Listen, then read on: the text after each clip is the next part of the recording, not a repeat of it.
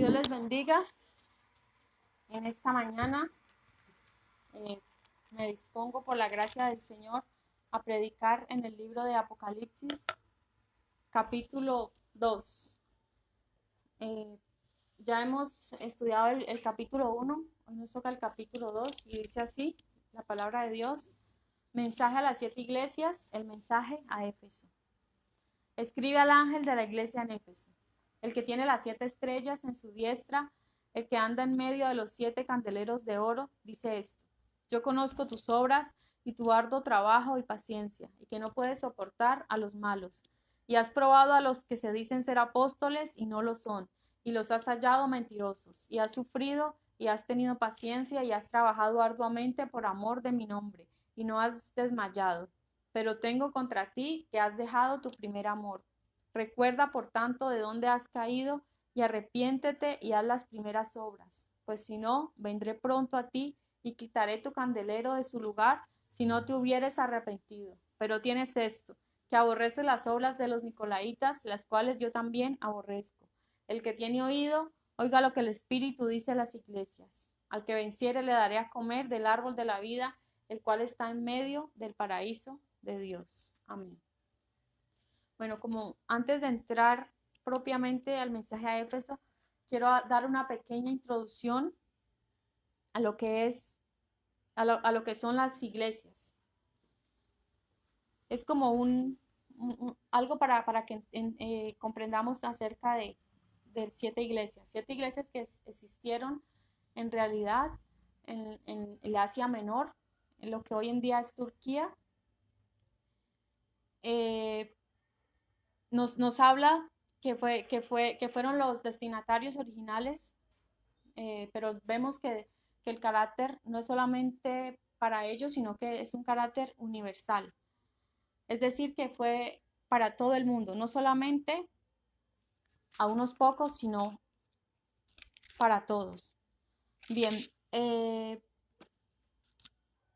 aquí dice, cada uno de estos mensajes a las 7 iglesias contiene: uno, quien envía el mensaje, algo que identifica al Señor Jesucristo. En este caso, en el caso de Éfeso, vemos que dice que el que tiene las 7 estrellas de su diestra, o sea, se identifica quién es el que escribe. Y casi siempre este nombre con el cual el Señor Jesús se identifica, este atributo, lo podemos ver en Apocalipsis 1, que ya habíamos estudiado. También tiene la condición espiritual de la iglesia. El Señor Jesús hace el análisis a cada una de las iglesias y da una palabra de alabanza y también una palabra de reprensión. Siempre el Señor siempre menciona primero lo bueno, lo que está bien, y luego les dice lo que está malo. Hay unas excepciones. Hay una iglesia o 2 iglesias que no reciben ninguna alabanza, y hay también 2 iglesias que no reciben ningún reproche o ninguna reprensión. También contiene el aviso acerca de elementos malos dentro o fuera de la iglesia. Esto también lo contiene cada iglesia. Se muestra lo que hay dentro y fuera. Si hay cosas malas allí, aquí las mencionará. También vemos que tiene promesa para las personas que permanecen fieles. En el mensaje a las 7 iglesias vamos a encontrar que hay una promesa. Siempre hay una promesa. Siempre después de lo bueno, lo malo que el Señor les dice a las iglesias, también hay una promesa que también es para todos nosotros. Y siempre para todos hay una conclusión, y que es que dice que el que tiene oído, oiga lo que el Espíritu dice a las iglesias. A todas, el Señor siempre les va a mandar este mensaje. Bien, entonces algo que debemos recordar, reconocer, es que el apóstol Juan escribió 7 cartas con todo el Apocalipsis. Todo el Apocalipsis fue escrito y enviado a cada una de las iglesias.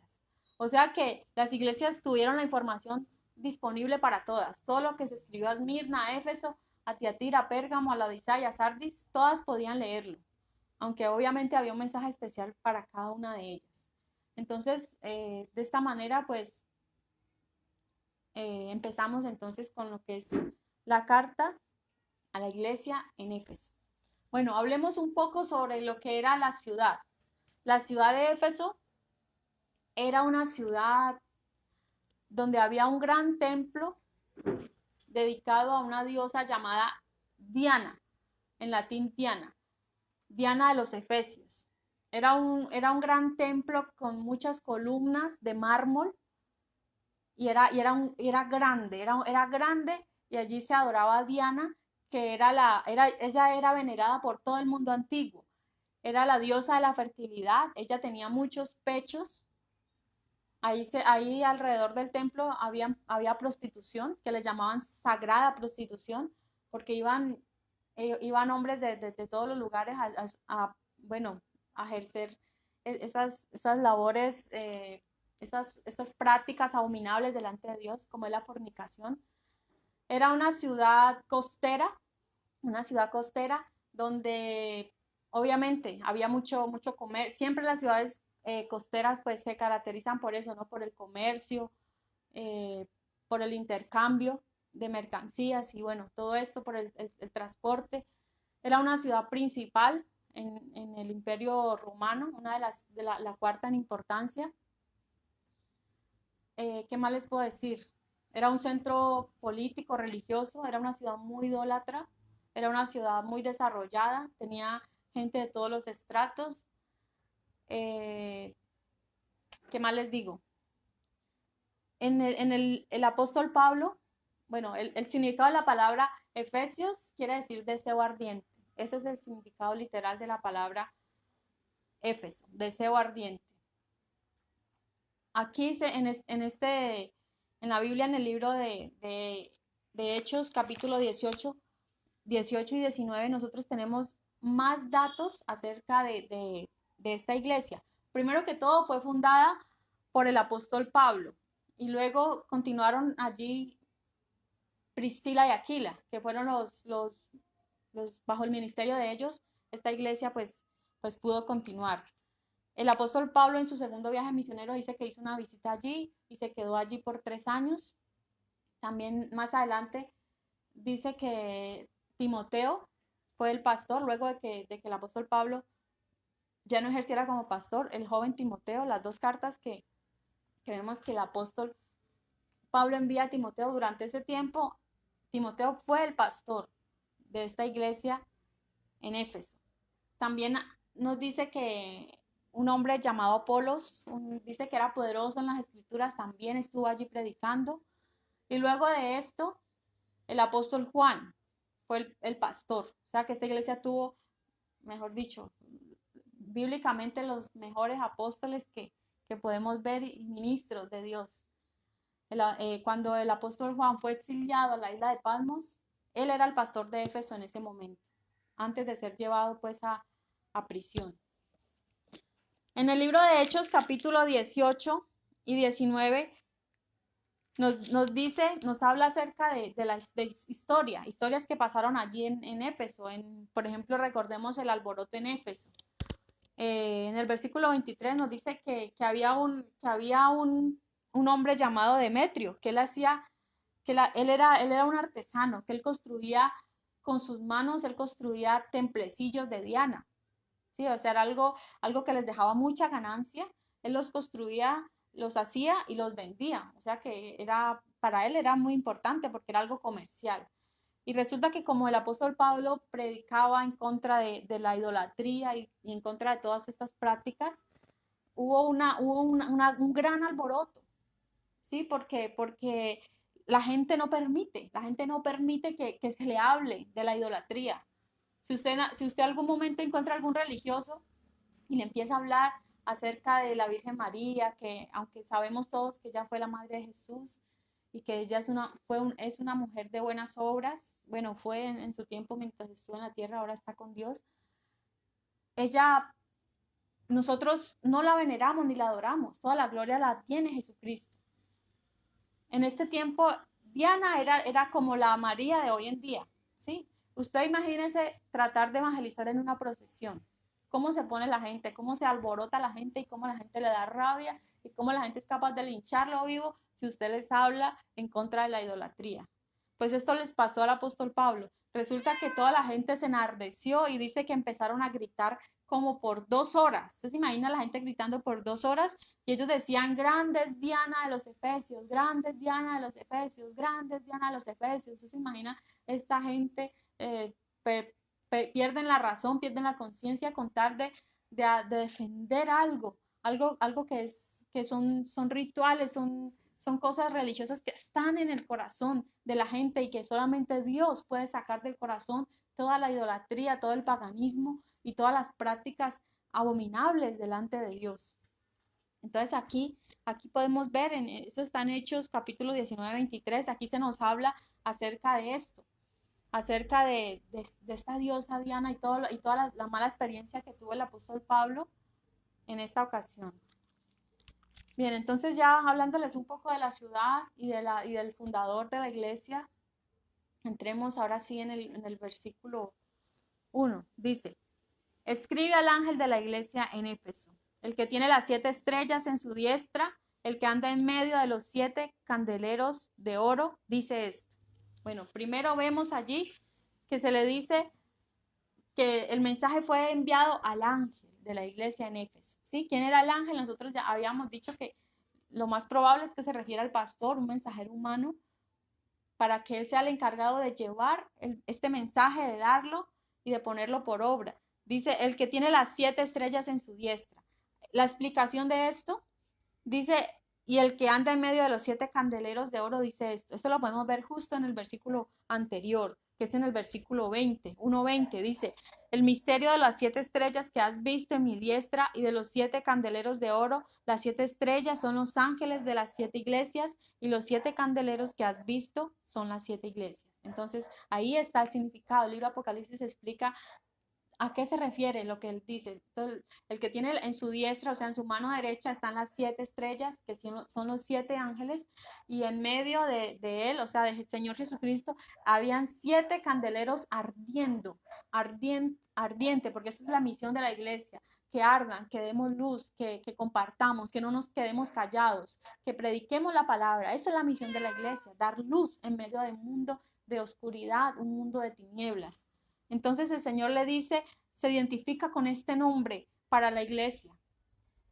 Y el versículo 2 dice, yo conozco tus obras. Bien, algo importante. A mí me gusta pues detenerme en cada palabrita porque cada palabra tiene gran importancia para el mensaje, para nosotros. El Señor nos está diciendo, conoce nuestras obras, conoce lo que usted y yo hacemos. Ante Dios nada se puede esconder, todas las cosas están desnudas ante Él. Y yo quiero que veamos ahí precisamente en el libro de Efesios.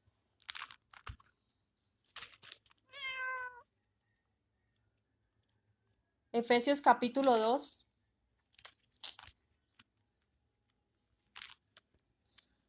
Efesios 2:10. Precisamente la carta de Efesios pues fue escrita para esta iglesia.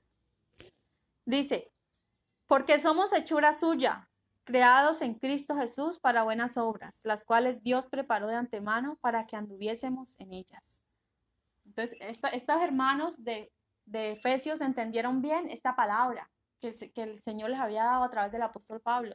Somos hechura suya, creados en Cristo para buenas obras, las cuales Dios preparó de antemano para que anduviésemos en ellas. Entonces, algo importante que nosotros debemos saber, que nosotros no somos salvos por obras. Y eso nosotros los cristianos lo debemos tener bien claro. Nosotros somos salvos solo por Jesucristo, solo por la obra que Jesucristo hizo en nosotros. Nada puede reemplazar al Mesías, al Cordero que fue inmolado. Somos salvos solo por Jesucristo, pero si no tenemos las buenas obras, la Biblia dice que la fe sin obras está muerta. Fuimos creados, naturalmente debemos dar frutos, debemos dar buenas obras para con los demás, para con Dios y con nosotros mismos y para con los demás. Entonces recordemos siempre eso. La iglesia debe de manifestarse en buenas obras, en buenas obras. Dice, yo conozco tus obras y tu arduo trabajo y paciencia. Allí muestra que es una iglesia que tenía un arduo trabajo. Esta iglesia no era perezosa, esta iglesia no era de los que les daba pereza. Hermanos, el viernes vamos a evangelizar. ¿Cuántos van a ir? Y todos, amén, amén, vamos. Y ahí estaban. Si le decían a las 7 vamos a predicar, estos hermanos estaban a las 6:30 tocándole, pastor, muévale, que ya casi la hora, salga para que vamos a evangelizar. Esta iglesia no era como las de hoy en día, que tristemente se ha perdido el evangelismo, se ha perdido el trabajar arduo para el Señor. Esta iglesia no conocía la pereza, esta iglesia trabajaba arduamente. Si había que ir a los devocionales a las 5 de la mañana, ahí estaban. Si hacían ayunos, ahí estaban. Si a las 7 de la noche era el culto y todos los días, ahí estaban. Si había que visitar a los niños, ahí estaban. Un hermano no volvió, ahí estaban para mirar a ver qué le pasaba. O sea que esta iglesia era rica en buenas obras y su trabajo era arduo. Se hacían actividades, se hacían programas, se tenía mucho programa en la iglesia para evangelizar, para ayudar a otros. De pronto tendrían un espacio para ir y compartir con los más necesitados. De pronto a la semana tal vez tendrían un comedor para gente de la calle, ¿verdad? Es probable que muchas cosas de esta iglesia eran hermanos no perezosos, no flojos, eran hermanos fuertemente servían en la obra del Señor. Es lo que nosotros debemos de mirar las buenas cosas. Si nosotros hacemos la obra del Señor, debemos saber que tiene una recompensa. Y además dice que paciencia, o sea, servir para Dios a veces no es fácil. Es decir, que el trabajo para ellos no era del todo fácil. ¿Por qué? Porque ya les había dicho antes, era una iglesia idólatra, pagana, donde se adoraba a una diosa, y cualquiera que tal vez llevaba otro mensaje podía ser expuesto a persecución, a apedreamiento y a muchas otras cosas. O sea que para servir a Dios ellos necesitaban aún más amor del normal. ¿Por qué? Más paciencia. ¿Por qué? Porque no era fácil. La ciudad donde estaban no era fácil, era una ciudad idólatra y pagana. Pero dice que ellos servían a Dios con paciencia. Mire, estas características son de una buena iglesia. Son de una iglesia que a los ojos nuestros es una iglesia que lo tiene todo. Es una iglesia perfecta a nuestros ojos. Dice, y que no puede soportar a los malos. Y has probado a los que se dicen ser apóstoles y no lo son, y los has hallado mentirosos.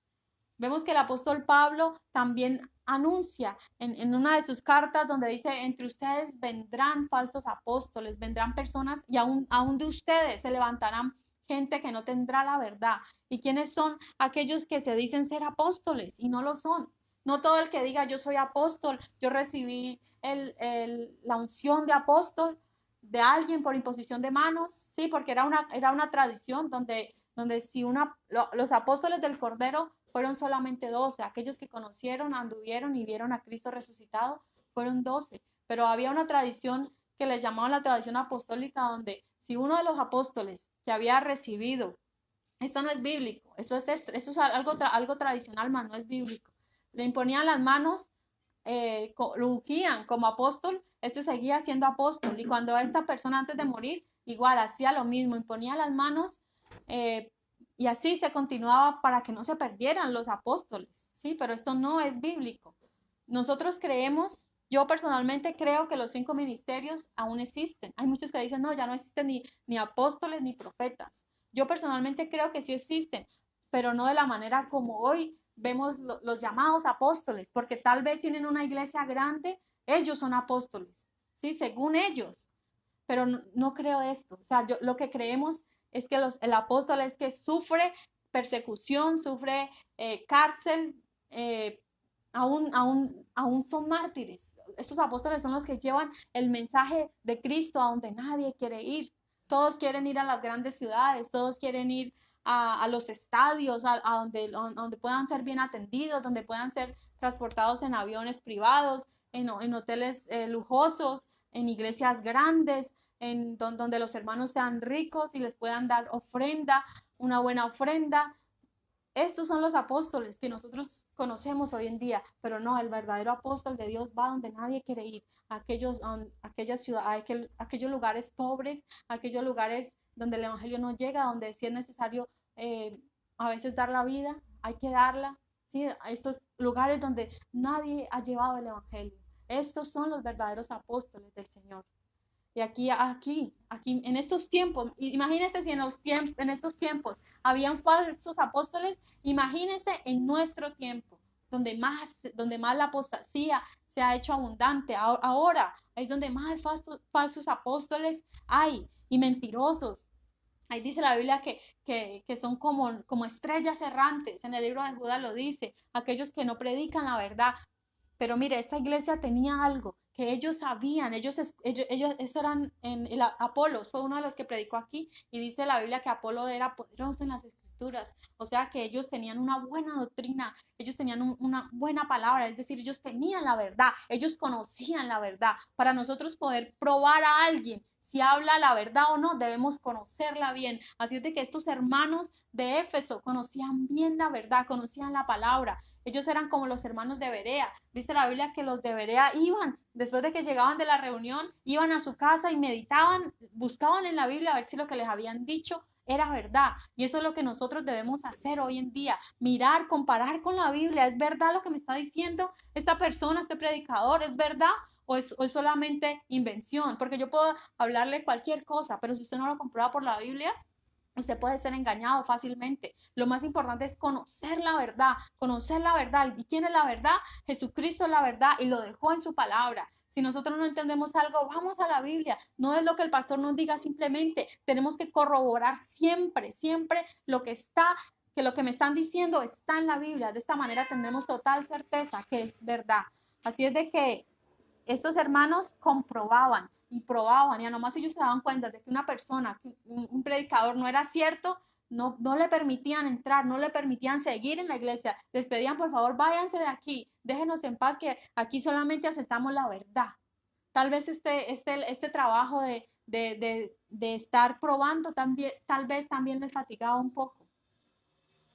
Entonces dice, y los has hallado mentiroso. Entonces no lo soportaban, ellos no soportaban cuando veían que alguien les hablaba una cosa que no era bíblicamente correcta, no lo soportaban no los toleraban y simplemente los hacían ir. Versículo 3 dice, y has sufrido, y has tenido paciencia, y has trabajado arduamente por amor de mi nombre. Allí dice que has sufrido. Sí, probablemente por la persecución, por todo esto, porque servir a Dios no es fácil. Nosotros, nuestra misma familia muchas veces se opone a que prediquemos, y más a aquellos que tienen familia que no es cristiana, recibirán mayor oposición de sus familias en todo momento. Pero usted es cristiano y haciendo esto. Usted se imagina lo que es, como es de horrible, tal vez eso, ¿no? Que alguien quiera estar nuevo en el evangelio y que siempre escuche a la mamá o al hermano diciéndole, usted no es que es cristiano, ve al disque evangélico y ahí ve a toda hora recibiendo juicio, recibiendo críticas. Pues esto de pronto les pasaba a estos hermanos, habían sufrido por causa del evangelio, y dice, y has tenido paciencia, porque para servir a Dios hay que tener paciencia, para ser cristiano hay que tener paciencia. Y dice, y has trabajado arduamente por amor de mi nombre y no has desmayado. Aunque a veces nos puede fatigar, a veces, como cristianos, como pastores, a veces nos fatigamos, sí, en la obra, de pronto ir a un lugar lejano, de pronto todos los días dedicar tiempo al estudio. Eso puede ser fatiga del cuerpo, sí, puede ser fatiga del cuerpo, pero no nos desmayamos. Si no hacemos la obra de Dios, porque me toca, no, o sea, lo que el Señor quiere es que a pesar del trabajo, no nos cansamos en el trabajo, pero no del trabajo, porque si nos cansamos del trabajo en la obra de Dios, ahí estamos fallando. Podemos sentir fatiga, el cuerpo se fatiga, el estudio es causa de fatiga para el cuerpo, pero no la obra de Dios como tal nos debe fatigar o nos debe aburrir, no. Debemos no desmayar, nos cansamos en el trabajo, pero no del trabajo, porque la obra de Cristo siempre debemos hacerlo con amor, con alegría. Versículo 4. Mire, hasta ahora hemos visto grandes virtudes. O sea, esos son grandes elogios. Que a usted el Señor le diga, mire, usted no es perezoso, usted tiene paciencia, usted tiene la verdad, usted prueba a los mentirosos, a los falsos. Tiene todo esto de bueno y usted ha sufrido, ha tenido paciencia, ha trabajado arduamente y no ha desmayado. O sea, que el Señor le diga todo esto a usted es porque usted tiene un buen nivel espiritual, digámoslo así, ¿sí? Es porque usted trabaja para Dios y usted no es perezoso y delante de los ojos de Dios son cosas buenas. Pero mire lo que dice, o sea, aquí el detalle y aquí tal vez lo malo, lo que nadie quiere escuchar, que nos digan lo malo, a nadie nos gusta. O sea que del Señor solamente nosotros queremos recibir alabanza, sí, que pensemos por un momento, ¿qué opinión tendría el Señor de mí hoy? Si el Señor hace este análisis, acordémonos que el Señor tiene ojos como llamas de fuego, la mirada del Señor penetra hasta lo más profundo del corazón. El Señor nos conoce bien. Y pensemos por un momento si el Señor nos dijera hoy las cosas buenas. ¿Qué nos diría? Tú eres esto, eres esto. Y si nos tuviera que decir lo malo, ¿qué cosas nos diría? Miremos la situación de esta iglesia. Aquí parece que todo estuviera bien y tal vez usted dirá, bueno, este pecado tal vez no es grave, no es un pecado de muerte, pero mire, la situación de la iglesia en Éfeso era una situación grave, aunque no lo pareciera, aunque a nuestros ojos todo estaba bien, era una situación grave. Dice, pero tengo contra ti que has dejado tu primer amor. Ahí está el detalle, ahí tal vez dirán, bueno, ¿qué quiere decir el Señor? ¿Qué le está queriendo decir el Señor a Éfeso? Con que ha perdido su primer amor. Bien, esto lo puede saber tal vez, o lo podemos saber tal vez los que estamos casados, los que alguna vez hemos enamorado. Yo creo que todos alguna vez hemos pasado por esto. ¿Qué pasa cuando usted se enamora de una persona? ¿Qué pasa? Usted desea eh, llamarla, estar pendiente, investigar más sobre la persona cuando apenas la está conociendo. Usted como que le cambia todo, ¿verdad? La química del cuerpo le cambia y usted solamente piensa en esa persona. Si viene otra y le habla, usted no, déjame en paz que estoy aquí hablando con esta persona. ¿Por qué? Porque está entrando en una etapa de enamoramiento. Pero ¿qué pasa a la vez? A la vez que usted se está enamorando de esa persona, se siente algo lindo, sí, pero a la vez usted puede ver que eso es algo que es inmaduro. Ese amor es inmaduro. ¿Por qué? Porque llegará un momento en el cual ya no se perderá ese amor, eso que se dicen los unos a otros. Usted puede ver hoy en día que hay parejas que están en su luna de miel y salen y te amo y usted los ve y por el Facebook muchos aparecen, mi amor, mi mundo y corazones para acá, para allá. Y bueno, todo matrimonio pasa, toda pareja pasa por la etapa romántica, pero la etapa romántica también termina y el matrimonio tiene 4 etapas y vienen otras etapas. Ahí lo importante no es el primer amor, ahí lo importante no es lo primero, no, ahí lo importante es permanecer y que ese amor permanezca, que ese amor siga a través de todos los tiempos que usted tenga. Entonces dice, has dejado tu primer amor. Una interpretación mejor, has dejado tu mejor amor, tu mejor amor. Sí, ahí se refiere a eso, al mejor amor que cada uno de nosotros puede tener para con Dios. Y muchos pueden recordar, los que han tenido un momento en el cual se han convertido en Cristo, han decidido seguirlo a Él. Esa es la etapa del primer amor, donde se lee la Biblia, se ora, se canta, se investiga, quieren saber más. Hay muchos que durante esta etapa quieren predicar, quieren evangelizar y aún sin saberlo. Sí, muchos sin saber evangelizar quieren, pastor, déjeme que yo quiero predicar y se cometen muchos errores. ¿Por qué? Porque aún se es nuevo y no se tiene conocimiento, pero está el deseo. Lo más importante es que está el deseo de predicar, aunque no sepa, la persona quiere hablarle de Cristo a otras, ¿no? Yo quiero hablarle a mi familia, y se cometen errores, sí, pero está el deseo de predicar, está el deseo, está el primer amor, lo que la Biblia le llama el primer amor. Pero recordemos que ese amor no tiene que ser inmaduro, es el mejor amor que le podamos dar al Señor. Mire, esta iglesia, aquí en Efesios, esta iglesia antes, en Efesios 1:15 dice, por esta causa también yo habiendo oído de vuestra fe en el Señor Jesús y de vuestro amor para con todos los santos. Mire, allí veíamos que ellos en otra época habían sido elogiados porque tenían amor para con Dios y para con los santos. Mire, lo primero, si nosotros amamos a Dios, nos amamos a nosotros mismos. Si nosotros ya no amamos a Dios como se debe, el amor hacia los demás también se pierde. Sí, acordémonos que lo que dice la Biblia, que el amor, primeramente el amor a Dios. Si no amamos a Dios que no hemos visto, no podemos amar a las personas a las cuales hemos visto. algo importante. El amor es lo más importante. En el libro de Corintios, el apóstol Pablo da un capítulo entero, dedica un capítulo entero a hablar del amor, que yo puedo hacer cosas, que yo puedo dar mi cuerpo para ser quemado, que yo puedo hacer lo que yo quiera, yo puedo hacer cualquier cosa, pero si no tengo amor, dice que de nada me sirve, que vengo a ser como címbalo que resuena, como metal que suena, pero por dentro está vacío, está coco, o sea, no tiene ninguna importancia, ningún valor. Aquí el amor es lo más importante. El amor es lo importante. Y si nosotros perdemos el amor que tenemos al Señor Jesucristo, hemos perdido nuestro norte. Si la iglesia de Cristo hace la obra de Cristo y ha dejado a un lado a Cristo, está en un grave error, en un grave peligro. Porque la Biblia lo dice. Aquí vemos que el Señor ya ese amor mutuo que había entre el Señor y su iglesia, si se ha perdido, el Señor está quedando relegado. Versículo 5.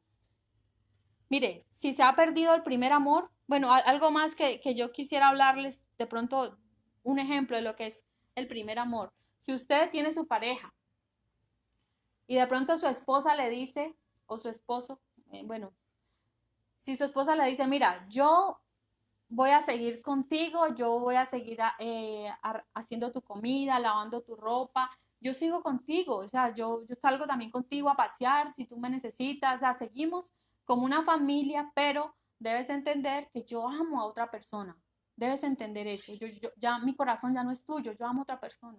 ¿Cómo se sentirá aquel esposo? O lo mismo la mujer, ¿sí? Pongamos el caso, si el esposo le dice, mira, yo continúo ayudándote, yo te doy la plata, yo te doy para todas tus necesidades, si necesitas algún día que te saque a algún lado, yo te saco, pero tú debes entender que yo amo a otra persona, yo amo a otra mujer. No, si no tienes inconveniente, seguimos así. Que nuestra relación funcionará tal vez. No, tal vez un tiempo mientras te das cuenta que si esa persona ya no te quiere, ya ese matrimonio va rumbo al fracaso, o sea, si hay solamente conveniencia y no hay amor, está destinado a la perdición. Asimismo, le pasaba a esta iglesia, la iglesia hacía todo el trabajo que se puede hacer para Dios, pero habían dejado de amar a Cristo, habían dejado de amar al Señor. Uno puede estar orando, uno puede estar cantando sin sentir en su corazón el amor de Dios. Pensemos por un momento qué sería de nosotros como seres humanos si tal vez vamos al doctor y nos examina físicamente, usted se ve bien, usted está bien de la visión, usted tiene todas estas, si su diagnóstico es bueno, pero si su corazón está fallando, usted tiene un problema grave, pero en el corazón. O sea, usted aparentemente usted camina y usted parece bien, pero su problema está en su corazón. Entonces pensemos por un momento, ¿qué será de nosotros si nuestro corazón no está con Dios, si hemos perdido el amor a Dios? Pensemos, ¿qué será de nosotros? ¿Qué será de nosotros si no amamos al Cristo de la obra? Más importante que la obra de Cristo es el Cristo de la obra. Bien, entonces mire, si en su relación matrimonial, pensémoslo así, ha ocurrido esto, aquí hay 3 consejos que el Señor le da a la iglesia que también pueden ser aplicados en un matrimonio. Dice, recuerda, por tanto, de dónde has caído. Entonces, lo primero es recordar. Ellos estaban en un lugar alto. ¿De dónde has caído? O sea, estaban en un lugar alto y vinieron a caer. Recuerda. Entonces, lo primero que usted tiene que hacer es recordar aquellos momentos buenos, cuando usted amaba al Señor, cuando usted se deleitaba en Él, cuando usted para Él no había nada. Una pregunta, ¿hace cuánto que no lloras delante de la presencia de Dios? ¿Hace cuánto que no derramas tus lágrimas para humillarte ante su presencia?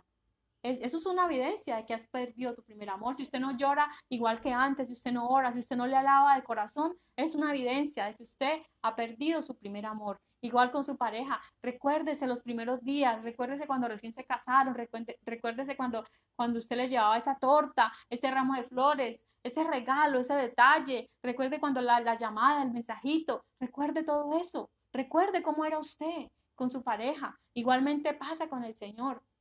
Recordemos todo aquello Y dice, recuerda de dónde has caído y arrepiéntete, arrepiéntete. O sea, date la media vuelta. Usted va en una dirección, pero usted está mal. Entonces, dése la media vuelta y arrepiéntase. Mire su error, reconozca que ha fallado, reconozca que usted ya no es el mismo, reconozca que usted ya no ama al Señor igual que antes. Y el Señor no crea que el Señor no lo está viendo. Ante Dios, ante los hombres podemos ser la iglesia perfecta. Ante los hombres alguien nos puede decir, no, esta persona vive en santidad, no hay pecado, no hay mundanalidad, esta iglesia está bien, pero ante Dios, recordemos que Dios todo lo ve y todas las cosas están desnudas ante Él. Nuestro corazón ante Dios está abierto, está desnudo. Dios está mirando si ya no lo amamos. Si ya no amamos al Señor, el Señor demanda de nosotros todo. La Biblia dice, si me amáis, guardad mis mandamientos. Y el Señor dijo, hijo mío, dame tu corazón. Lo que el Señor pide de nosotros, el corazón, nada más.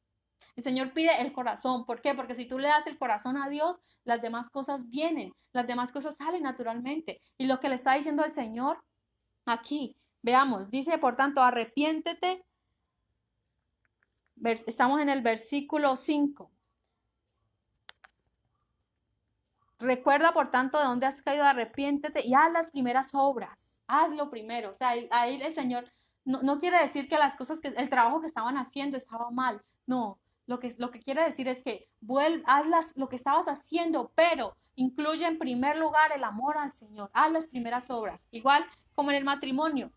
Entonces, mire, recuerde cómo era, arrepiéntase y haga lo mismo que hacía antes, cuando estaba en su primer amor, en su mejor amor. Es lo que el Señor quiere hoy de nosotros, que volvamos y hagamos nuevamente como hacíamos cuando estábamos enamorados. Si en ese amor de pareja se vuelven y se hacen las cosas de antes, ese amor puede durar hasta siempre. No debemos olvidarnos de los detalles, de las pequeñas cosas. Sí, es que usted cocina tan feo, usted siempre cocinando lo mismo, usted siempre haciendo el mismo arroz quemado. O sea, si el hombre trata así, si no hay una palabra de ternura para la esposa, lo mismo ambos, o sea, es algo de ambos, algo recíproco. Sí, debe haber esa palabra de amor, de ternura, de detalle, y con el Señor mucho más. Con el Señor Jesús siempre decirle, Señor, yo te amo. Nosotros debemos decirle y hacerlo, amarlo de corazón, demostrarle que verdaderamente Él es nuestro Dios, nuestro hacedor, nuestro todo. Nosotros sin Jesús no vivimos, no somos nada. El único motivo para nosotros, de nuestra existencia, debe ser el Señor Jesucristo. Y este mensaje de la iglesia a Éfeso, yo personalmente debo estarlo aplicando cada rato, debo estarme examinando, estoy en mi primer amor, estoy amando al Señor como Él quiere, es para todos. No crean que nosotros como predicadores a veces, nosotros estamos súper bien en todo, nosotros amamos al Señor, sí, pero esto debe ser aplicado cada día nosotros amar al Señor, orar, no porque sea un compromiso, no, yo tengo un deber, mi deber es leer la Biblia, mi deber es orar, no, hacerlo porque lo amo, porque me apasiona. Esa palabra es importante, pasión, deseo ardiente, que nosotros esté esa pasión por Cristo, que lo que nos mueva a orar, a adorarle a Dios, a cantarle, sea el amor, no la obligación, porque soy cristiano, entonces yo tengo que orar. Yo tengo entonces que leer la Biblia, no que sea que lo hagamos porque nos apasiona realmente. Ese es el mensaje para nosotros hoy. Apasionémonos por el Señor, que si evangelicemos no sea porque nos manden, ay, verdad que yo ya llevo un mes que no evangelizo, no, que sea porque salga de nuestro corazón, porque nos apasiona. Yo en ese momento doy este mensaje porque me apasiona la palabra, porque me apasiona estudiar la Biblia, me gusta enseñarle a otros, no porque nadie me lo diga o no porque me paguen por esto, no, yo lo hago porque yo amo al Señor y porque la recompensa viene de Dios. Dice, y aquí hay una amenaza que se le hace. Dice, vendré pronto y a las primeras obras, pues si no, vendré pronto a ti y quitaré tu candelabro de su lugar si no te hubieres arrepentido. Ahí está mostrando que es grave. ¿Y qué es remover el candelabro? Pues que la iglesia se acaba, que es donde un día existe una iglesia, ese candelabro puede ser quitado, porque recordemos que el Señor es el dueño de su iglesia, y si una iglesia dice que todo pámpano que en mí no lleva fruto, lo cortaré. El Señor va a cortar, va a apagar ese candelabro si no da fruto, el fruto que el Señor quiere. Entonces mire que la situación era grave. Si el Señor les está diciendo, los está amenazando con que va a quitarlos para que no sean más iglesia, es una situación grave, bastante grave. Mire, tristemente hoy en día, la iglesia de Éfeso no existe como tal, están solamente sus ruinas. Algo que yo olvidaba, pero que todavía puedo decirlo, es que las 7 iglesias también representan una época en la historia. Y esta iglesia de Éfeso va desde el Pentecostés hasta el año 100 aproximadamente. Ese es el periodo que abarca la iglesia apostólica. Es conocida como la iglesia apostólica, la primera, donde ahí estaban en el primer amor, donde recibieron las lenguas, donde estaban en Pentecostés cuando llegó el Espíritu y hablaron y profetizaron y compartían y hablaban con arduamente la palabra. A eso se refiere el primer amor. Esta es la iglesia apostólica. Entonces las 7 iglesias van desde la iglesia apostólica hasta el rapto, desde Pentecostés hasta el rapto de la iglesia. Y hoy en día estamos ya en la última iglesia, que es la iglesia de la Odisea. Bien, entonces dice, versículo 6, pero tienes esto, que aborrece las obras de los nicolaitas, las cuales yo también aborrezco. Allí nos muestra un grupo algo extraño para nosotros, los nicolaitas. ¿Quiénes son? ¿Quiénes eran los nicolaitas? Bueno, en el libro de Hechos nos habla se cree un diácono llamado Nicolás, que él apostató de la fe, o sea, cambió el mensaje para hablar cosas que no eran cosas propias, y de ahí pues fundó una secta y se cree que estos eran los nicolaitas. Pero también hay otra interpretación que dice que los nicolaitas eran, bueno, Nicolás viene es una palabra compuesta, que es Nico, que viene de gobernar, se refiere a gobernar. Y la otra palabra laitas, de laico, de pueblo, o sea, gobierno sobre el pueblo. Es una palabra compuesta que quiere decir esto, el que gobierna el pueblo. Es decir, ejercer un gobierno sobre el pueblo. ¿Qué quiere decir esto? Que han querido poner que la iglesia de Cristo es como una jerarquía, que están los clérigos, están los laicos, está el pueblo, donde el pueblo son los más bajos, y así se gobierna sobre el pueblo. Y la Biblia dice que al Señor Jesucristo nada de esto le gusta, no le agrada eso. En la iglesia de Cristo no hay algo así como que hay rangos, no.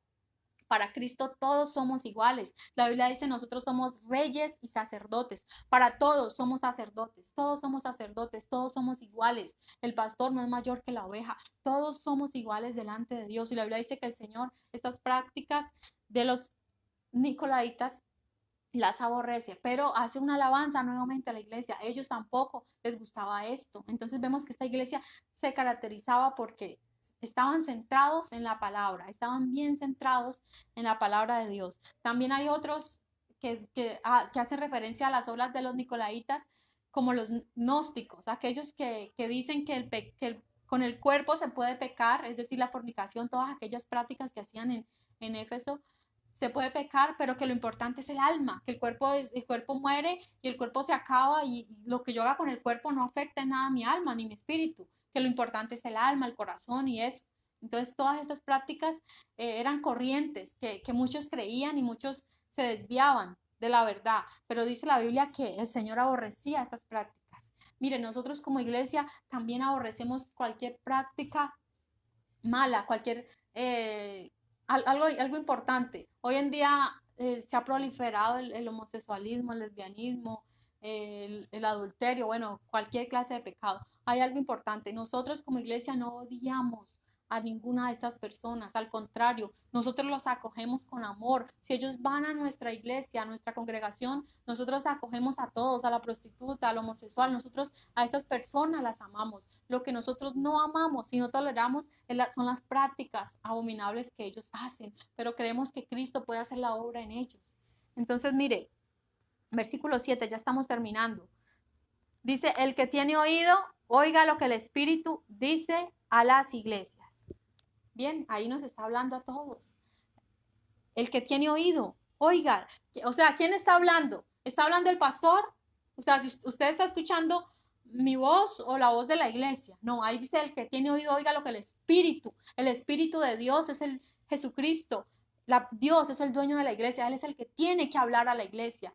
La iglesia no es la que habla, el predicador, el pastor no es el que habla es el Espíritu. Y por eso nosotros debemos de prestar atención a lo que dice el Espíritu. El que tenga oído, oiga lo que el Espíritu dice a las iglesias. Es decir, tenga un oído atento, escuche el mensaje, no solamente oiga, porque a veces uno puede oír y tratar de oír sonidos. A veces uno escucha por allá, yo escucho que alguien habla, sí, lo estoy oyendo, pero lo estoy escuchando, realmente sé lo que está diciendo. Muchas veces no, a veces nos puede pasar así, hay alguien que está hablando, alguien que predica, ahí en la Biblia yo leo y dice unas cosas, pero yo realmente no estoy entendiendo, no estoy aplicando para mí.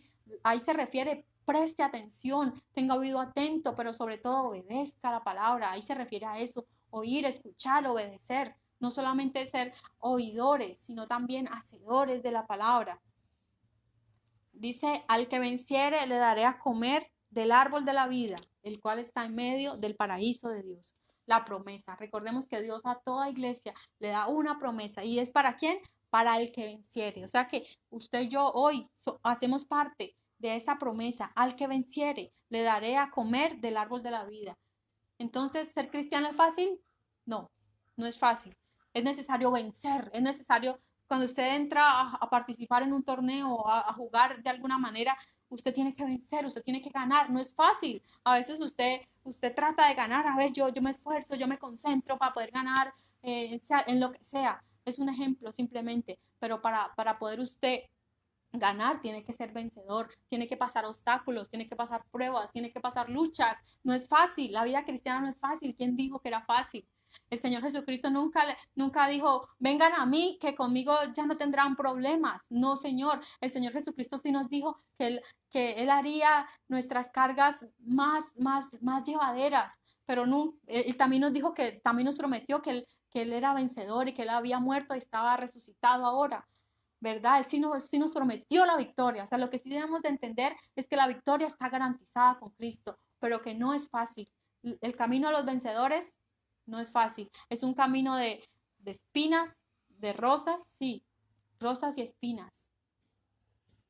Pero dice aquí en Apocalipsis 22, yo voy a leer ahí, en el último capítulo de la Biblia, Apocalipsis 22.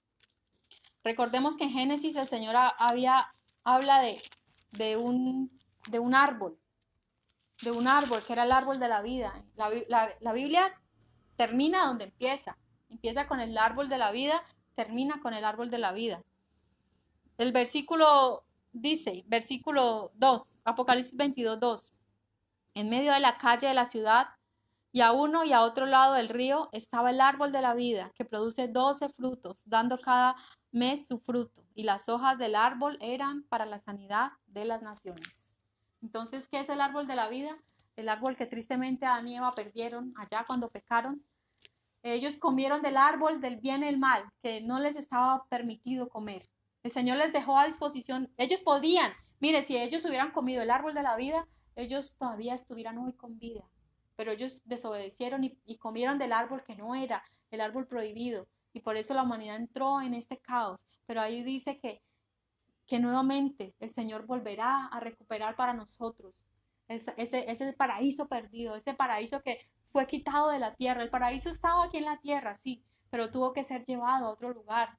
¿Por qué? Porque por causa del pecado del hombre, pero el Señor a través de su sangre preciosa y de la muerte, de su muerte en la cruz del Calvario, recuperó para nosotros lo que Satanás nos había quitado. Y nuevamente dice, comer del fruto del árbol de la vida. El Señor lo promete para usted y para mí. Nosotros, si somos vencedores, la Biblia dice vamos a comer de ese fruto. Yo creo que nosotros hoy quisiéramos comer de ese árbol. Dice que cada mes da su fruto. Hay suficiente para todos. Y dice que las hojas de este árbol son para sanidad de las naciones. Entonces, qué maravillosas promesas Dios tiene para nosotros.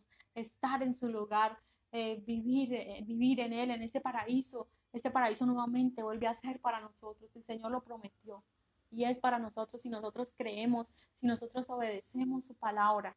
Yo le doy gracias a Dios porque esta palabra es para nosotros y el mensaje central, el mensaje principal es volver a nuestro primer amor, volver, reconocer quién es Dios en nosotros, quién es Cristo. No nos olvidemos del amor de Dios, de Jesucristo. El Señor, por supuesto, extraña, tal vez el Señor extraña nuestras oraciones y nuestra alabanza. Tal vez el Señor está esperando cada mañana que nosotros nuevamente, con la misma pasión que tal vez hace algún tiempo, algunos meses, algunos años lo hacíamos, volvamos. Y esto es para nosotros. Eso no es para los inconversos, no, eso es para la iglesia. El Señor está hablando a su iglesia. Volvamos a nuestro primer amor, volvamos a amarle, a nuestro mejor amor, así como cuando entregábamos todo por Él y éramos capaces de dar nuestra vida por Él. Tal vez hoy usted dirá, si tal vez me tocará dar la vida por el Señor, tal vez no hay el amor suficiente. Entonces la clave es la pasión, que la pasión de Cristo esté en cada uno de nosotros, que sintamos esa pasión como al principio, como cuando estábamos más enamorados del Señor, así hoy estemos y amemos al Señor Jesús. Oremos y démosle gracias a Dios y arrepintámonos, ¿sí? Yo quiero que hagamos una oración de arrepentimiento, porque es lo que el Señor nos dice, sí, si no le amamos lo suficiente, arrepintámonos, demos la media vuelta y miremos nuevamente al Señor.